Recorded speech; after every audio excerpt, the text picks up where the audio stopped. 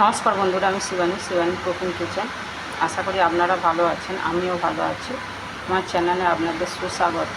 আজকে রান্না করব মটর পনির। তো আমি মটর নিয়ে নিয়েছি, ওর সঙ্গে পনিরও নিয়ে নিয়েছি।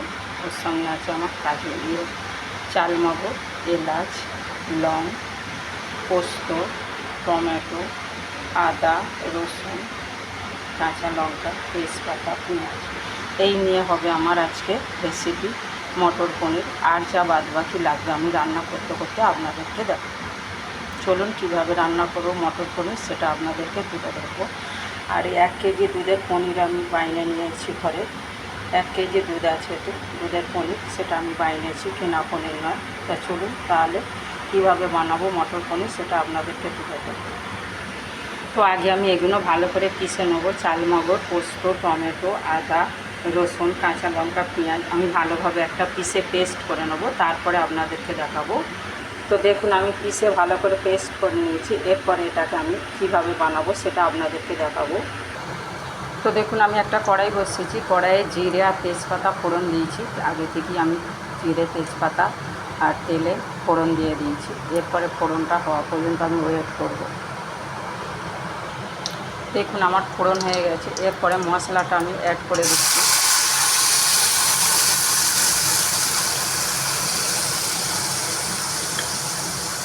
সব মশলা আমি অ্যাড করে দিলাম। মশলাটা এবার আমি 5 মিনিট ভাজবো। মশলা আমি ভেজে নিয়েছি। এরপরে আমি মশলা অ্যাড করব। হাফ চামচে হলুদ অ্যাড করলাম, 1 চামচে ধনে পাউডার অ্যাড করলাম, হাফ চামচে কাশ্মীরি লঙ্কা পাউডার অ্যাড করলাম, জিরে পাউডার হাফ চামচে অ্যাড করে দিলাম। এরপরে আমি স্বাদ অনুযায়ী লবণ অ্যাড করলাম। এই মশলাটা এরপরে আমি 5 মিনিট ভাজবো, তারপরে আপনাদেরকে তুলে ধরবো।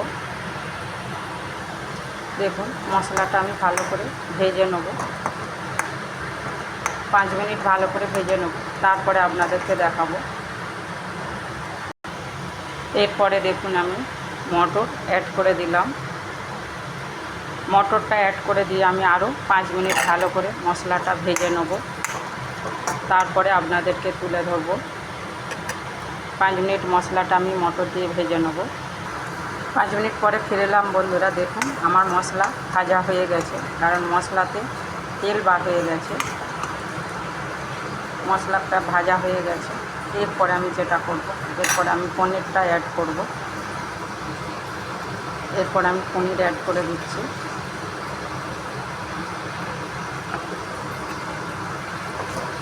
পনির অ্যাড করে আমি আরও কিছুক্ষণ মশলার সঙ্গে পনিরটা কষে নেব, তারপরে আপনাদেরকে তুলে ধরব। পনির আমি মশলার সঙ্গে ভালো করে কষে নিয়েছি। এরপর আমি জল অ্যাড করব।